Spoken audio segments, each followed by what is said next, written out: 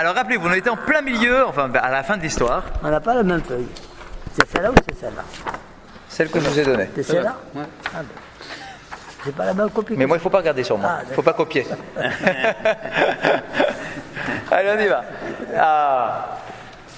Razak. Marco, Razak. Razak. Tu l'as dit, bon anniversaire. Tu l'as dit bon Quand aujourd'hui Non, Ah bon, ouais, c'est vrai, je savais pas. Monsieur, bon anniversaire, monsieur. Merci Ouais, beaucoup. merci. Tu vois, Votre cadeau. cadeau, voilà, c'est le coup. Non, là, Donc, rappelez-vous, messieurs, Allez. on était en plein milieu d'une histoire entre Rabbi Yoshua et le César, ou plutôt la fille du César. La fille du César, en voyant Rabbi Yoshua, a dit « Ah, mais comment une sagesse aussi belle peut être enfermée dans un corps aussi laid ?» aïe. Il était particulièrement moche. Il était reconnu pour ça. Et il a été un peu vexé. Et... Mais bon, c'est la fille du César. Il a été un peu vexé. Et il lui a dit, mais dis-moi, pour lui faire comprendre que l'apparence n'a aucune incidence sur la qualité propre. Donc il lui dit... il lui dit, mais dis-moi, ton père le César, il a les plus beaux vins, non, au palais. Et pourtant, les plus beaux vins sont contenus dans des cruches en argile. D'accord ? Parce que si tu les mets dans des ustensiles en or ou en argent, le vin, il tient pas, il va prendre un goût, etc. D'accord ? Donc tu vois bien qu'on peut avoir une intériorité qui est magnifique, mais l'ustensile n'est pas forcément très beau. Et d'ailleurs, va dire à ton père... Donne-lui le conseil que je vais te donner maintenant. Va dire à ton père qu'il prenne tous ses vins et qu'il les mette dans des ustensiles en or et en argent. Va lui dire ça.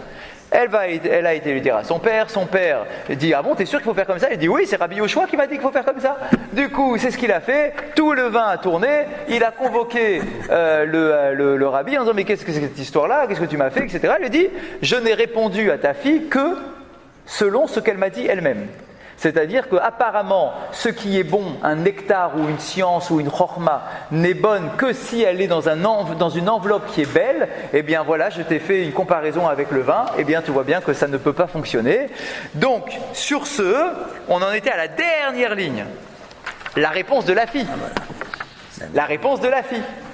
La fille qui entend tout cela et qui tire la leçon, bien évidemment, elle dit « Ah bon, je comprends l'image qui avait voulu être transmise par le rabbi. » Et lui dit ici « Mais dis-moi, Veha ika shapire de gamre » Il dit « Mais dis-moi, t'as beau me dire effectivement que l'ustensile, c'est pas lui qui fait tout et que c'est l'intériorité qu'il faut voir, etc. Oui, t'as beau me dire tout ce que tu veux.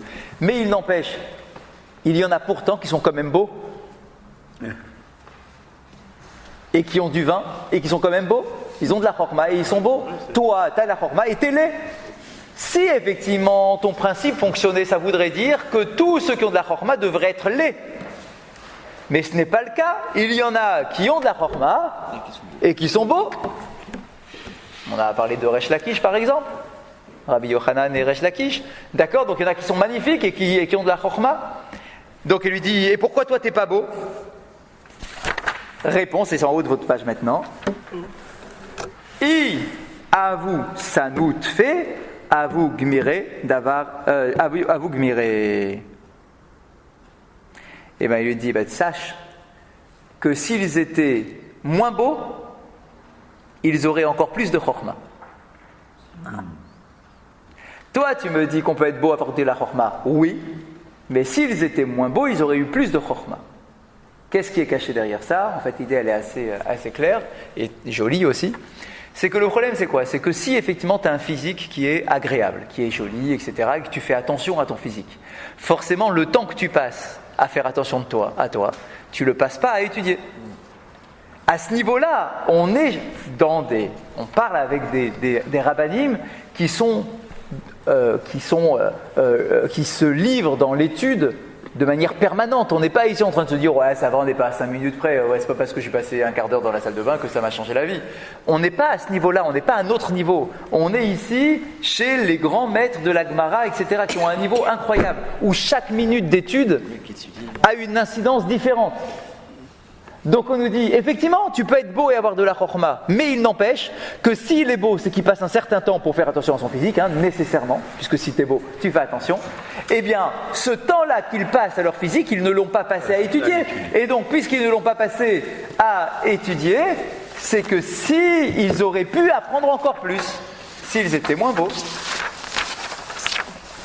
Donc c'est la réponse que propose ici le Rav.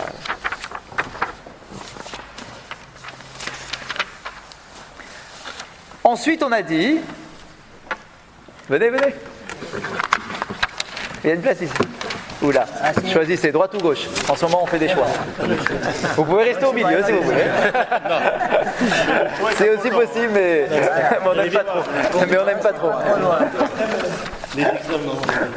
Elle est restée trop loin, je veux dire après. Une fois qu'on a dit cela, rappelez-vous, on avait aussi dit la semaine dernière que la Torah était comparée à 3 liquides. Vous vous souvenez ? On a dit elle est comparée à l'eau, elle est comparée au lait, et elle est comparée, non, à l'eau, au vin et au lait. À l'eau, au vin et au lait. Non, mais l'ordre est important, c'est pour ça que je suis revenu sur l'ordre. L'ordre est important. Alors, ici, la Gemara pose la question, enfin, dit la chose suivante. Mash losha mashkina lalu en nifsalinela behesach darat av divre Torah en mishtakechinela behesach adarat. Vous savez qu'il y a une particularité sur les 3 liquides dont on a parlé. L'eau, le vin et le lait.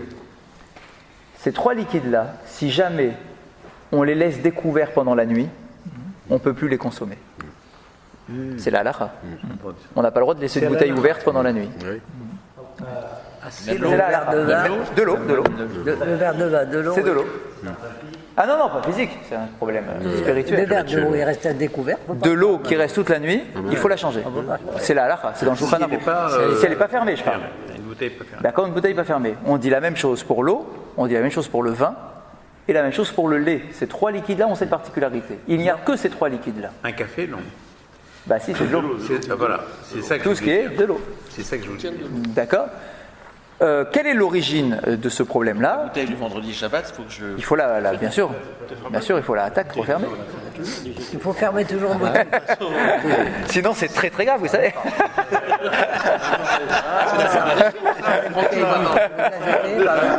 Alors, quel est le souci ?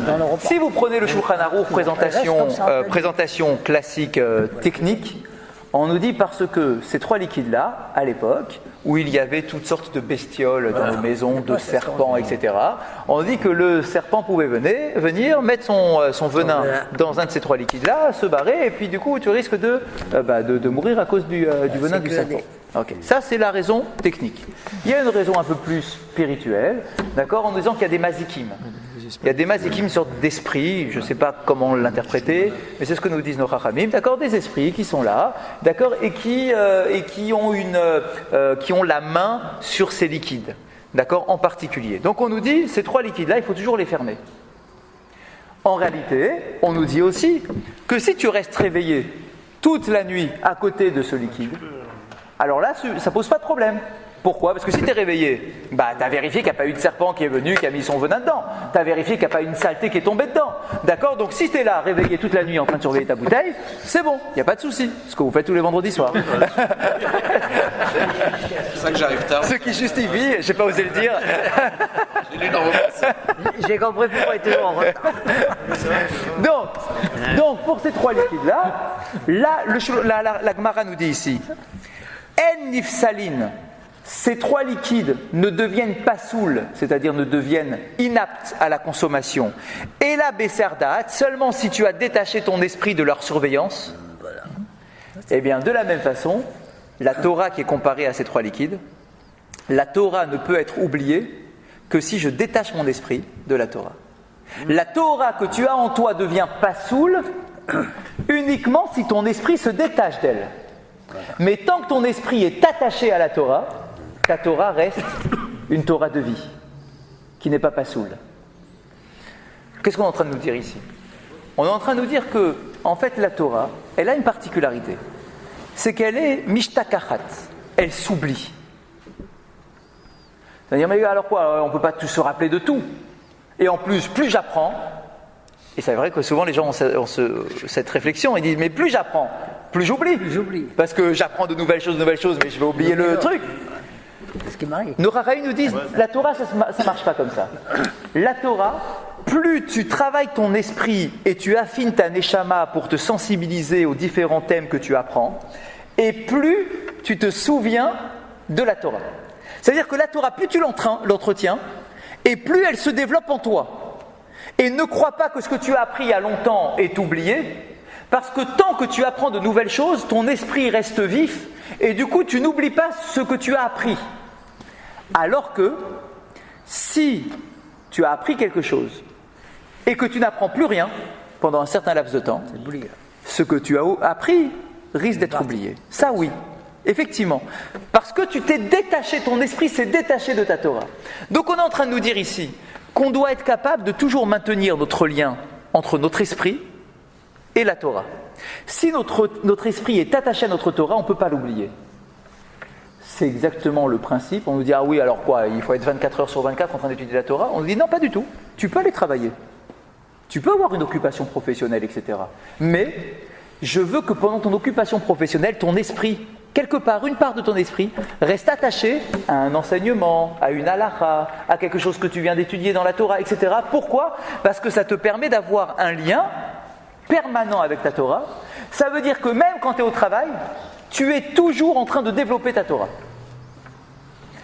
Il y a un passage dans Tosfot, qui est un passage célèbre. On pose une question. Vous savez qu'avant d'étudier la Torah, on doit faire une bracha. De la même façon qu'avant de manger une pomme, je fais une bracha. Avant d'étudier la Torah, je dois faire une bracha. Sans avoir fait cette bracha, je n'ai pas le droit d'étudier. C'est pas celle qu'on fait le matin ? C'est celle qu'on fait le matin. C'est celle qu'on appelle la Birkat Torah. D'accord, de quoi il s'agit ? Asher bachar banu mikol ha'amim natanu et Torah tova urat Hashem noten Torah. Cette bracha-là, je n'ai pas le droit, c'est la halakha, c'est dans Shulchan Aruch, je n'ai pas le droit d'étudier le matin tant que je n'ai pas récité cette bracha. Je n'ai pas le droit. Dans la journée. Bah oui, dans la journée, j'ai pas le droit de le réciter, d'étudier sans bracha. Je n'ai pas le droit. C'est bien. Faut me bénir, je le fais tout le matin. Faut me bénir. Alors, dans les Birkot HaShachar, qu'on fait dans les 3 premières pages du Patach Eliyahu, là, il y a cette bracha. Ouais. Pourquoi on l'a mise le matin ? Parce que dans la tfila, il y a déjà des passages d'études. Il y a de la Mishnah, il y a des machins. D'accord ? Il y a des psukim. Donc, puisque dans la tfila, il y a des psukim de Torah, je ne peux pas commencer ma tfila tant que je n'ai pas récité cette bracha. C'est une obligation, je dois le réciter. Bien. Le Tosfot pose la question suivante, pas ici. Le Tosfot pose la question suivante. Il dit, mais attends, mais dis-moi, quand je mange une pomme le matin, et que j'en mange une deuxième l'après-midi, je dois refaire une bracha, non ? Je ne peux pas m'appuyer sur la bracha que j'ai faite le matin sur ma première pomme. Parce que mon esprit s'est détaché de ma consommation de la pomme. Et à partir du moment où mon esprit s'est détaché, je dois refaire la bracha. Alors que si dans ma tête j'ai l'intention de manger la pomme toute la journée, de manger des petits morceaux toute la journée, j'ai plus besoin de faire la bracha. Je la fais qu'une seule fois pour toute la journée. Alors le Tosfot pose la question suivante. Il dit, mais dis-moi avec la Torah, t'as fait la bracha le matin quand tu t'es réveillé à 6h du matin. Ensuite, tu as étudié un petit peu parce que dans la tfila, il y a des psukim. Mais quand le soir, tu vas étudier un cours de Gemara, tu devrais refaire la bracha de la Torah, puisqu'on dit que tu dois faire la bracha avant d'étudier la Torah. Donc je devrais faire la bracha. Réponse, ah non, celle du matin, elle suffit pour toute la journée. Et pourquoi ? Et la bracha de Haït sur ma pomme, elle suffit pas pour toute la journée ? Réponse de Tosfot. Puisque dans l'idéal, ton esprit, l'esprit d'un juif ne se détache jamais de la Torah. Même si toi tu as fait la bracha le matin en te réveillant, puisque ton esprit ne doit jamais se détacher de la Torah, on considère que la bracha que tu récites le matin, elle est valable pour toute la journée. Et donc du coup, même quand tu étudies le soir ta Gemara, en réalité ton esprit il est déjà sur la bracha que tu as récitée le matin. Encore faut-il avoir un esprit qui reste attaché à la Torah toute la journée. Et c'est exactement ce qu'elle dit ici la Gemara. Pourquoi on compare la Torah aux 3 liquides en question ? Parce que de la même façon que pour ces 3 liquides-là, si jamais mon esprit se détache, les 3 liquides, je ne peux plus les consommer pendant la nuit. Alors de la même façon, la Torah, si mon esprit se détache, ma Torah devient pasoul. Ma Torah n'est plus une Torah qui m'accompagne toute la journée. Et donc quelque part, il y a un psoul, il y a quelque chose d'inapte dans mon étude de la Torah. C'est pour ça qu'on les compare à ces 3 liquides-là. Autre comparaison, j'ai lu une comparaison intéressante qui nous dit que ces trois liquides, on dit pourquoi ces trois liquides là ? Pas loin, là. En fait, on compare ça aux trois dimensions de la Torah. Il y a la Torah écrite, il y a la Torah orale et il y a les secrets de la Torah. Les trois sont à mettre en comparaison avec les trois liquides qu'on a cités. La Torah écrite, elle est comparée à l'eau. On le sait, la Torah c'est l'eau. On l'a déjà expliqué la semaine dernière, la Torah c'est l'eau, elle va partout, etc., elle se développe. La Torah c'est l'eau. La Torah écrite c'est l'eau. C'est quoi l'eau ? C'est juste un élément qui est vital, mais qui n'a pas de saveur particulière. La Torah écrite, elle est vitale, c'est la base de tout, mais elle n'a pas de saveur particulière. On ne comprend rien en fait. Si tu n'as que la Torah écrite, tu ne comprends rien. Alors c'est vital, tu ne peux pas faire sans, mais tu ne comprends rien, ça n'a pas de goût. Ça n'a pas de goût. Tu as besoin d'avoir la Torah orale pour donner du goût au liquide en question. Ça devient du vin. D'accord ? C'est un liquide, mais qui est noble. Voilà. D'accord ? Grâce à l'explication de la Torah orale, ta Torah ne se contente pas d'être de l'eau, elle devient du vin. Maintenant, quand tu rajoutes à cela les secrets de la Torah, c'est-à-dire que tu vas creuser encore plus que la Torah écrite et la Torah orale, mais que tu vas chercher ce qui est caché derrière tout le sod de la Torah, les secrets de la Torah, alors là tu arrives à du lait. Pourquoi le lait, disent nos commentateurs ? Parce que ça donne de l'épaisseur. D'accord ? Ça donne de la lueur, c'est blanc. D'accord ? Ça donne quelque chose de puissant, de pur. D'accord ? Dans la comparaison avec l'approche avec la Torah, les secrets de la Torah. Et on nous dit aussi, pourquoi on a comparé ça aux trois liquides ?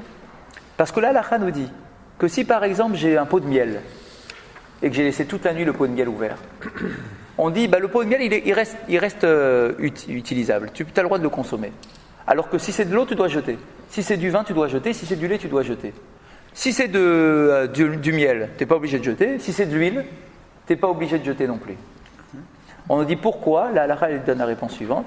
Elle dit parce que ces trois liquides-là ils n'ont pas de densité. Comparé au miel ou à l'huile, si jamais il y a un truc qui est tombé dedans, tu vas pouvoir le retirer facilement, d'accord ? On peut le reconnaître tout de suite, il va mettre du temps, il va rester à la surface, etc. Voilà. Alors que pour ces trois liquides-là, ça va se mélanger directement aux trois liquides. Et de là, on voit aussi que la Torah, dès qu'il y a un venin qui vient de l'extérieur à l'intérieur, il peut se diluer très rapidement. Il peut se diluer très rapidement et passer comme étant de la Torah. Une pensée tordue de la Torah peut tout de suite s'être intégrée comme étant donnant une impression que ça va dedans, ça va, tout va bien. Il n'y a pas de problème, il n'y a pas de protection, d'accord ? C'est pas filtré. Ça passe et ça se mélange tout de suite. D'où la précaution qu'on doit avoir, qu'on a rappelé la semaine dernière, de avoir son rave, d'avoir son chaver et d'avoir ses élèves. Ce sont les trois filtres que nous avons à la Torah. Parce que si tu passes par ces trois filtres, tu peux évacuer toutes les approches négatives et mauvaises que l'on peut avoir de la Torah, puisque tu as eu un rav, un chaver et des élèves qui te permettent, grâce à leurs questions et à leurs apports, de retirer le venin qui pourrait être mélangé à la Torah. Est-ce que la Torah n'est pas comparée au miel aussi ? Si, bien sûr. Donc là, c'est un peu... D'accord. Mais pas ici, là. Pas ici, là, ils ont comparé aux trois liquides. Par rapport au Esser Da'at, c'est les trois liquides. Ouais.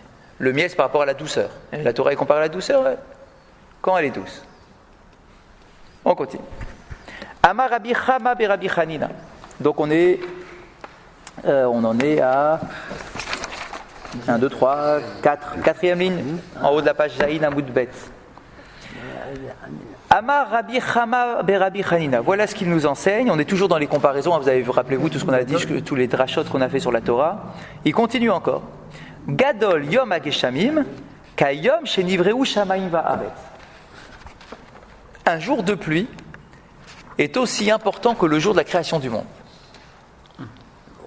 C'est pas mal. Chez Nehemar, d'où est-ce qu'on voit ça ? Alors c'est bien sûr à chaque fois des drashot qu'on fait sur les psukim. Il y a un verset qui nous dit Araifu Shamayim Mimaral ou Shrakim Yizelu Tzedek Tiftach Erez Vefreu Yesha ou Tzdakat Atzmiach Yachad Ani Hashem Berativ. C'est un passouk dans Ishaïa, un passouk un peu compliqué, très sincèrement, à aborder, mais on voit là au moins la traduction littérale, d'accord, sans rentrer dans les détails. Le passouk nous dit Arifu Shamaim, donc c'est Hachem qui parle. Il se tourne vers les cieux en disant Arifu Shamaim, vous, cieux, je vous demande d'avoir de la pluie, de faire couler de la pluie.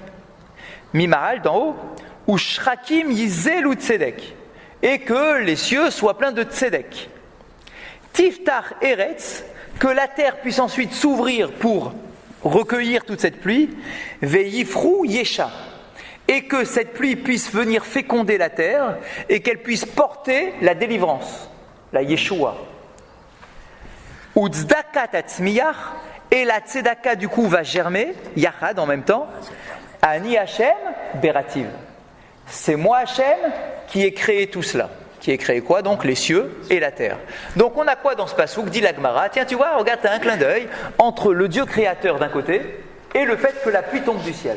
Donc la pluie, lorsqu'elle tombe, lorsqu'elle est attendue, lorsqu'il y a eu quelques prières, quelques angoisses, etc., lorsque la pluie tombe, eh bien on peut comparer ça à la création de la terre et des cieux.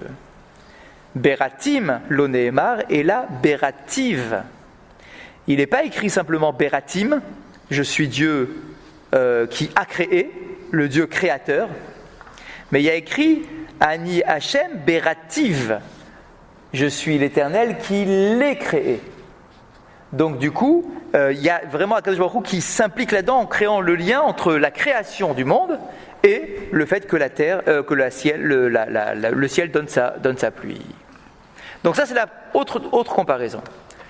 Toujours dans les comparaisons, Amar Rav Oshaya, c'est une comparaison maintenant de Rav Oshaya, il nous dit Gadol Yom HaGeshamim, la pluie est très importante effectivement, Sha'afilu Yeshua para verava bo, Sheneemar, Tiftar Eretz, Ve'yifru Yesha. Autre comparaison qui va un peu dans le même sens de ce qu'on vient d'expliquer, en disant que la pluie est aussi comparée donc à la délivrance, à la Yeshua.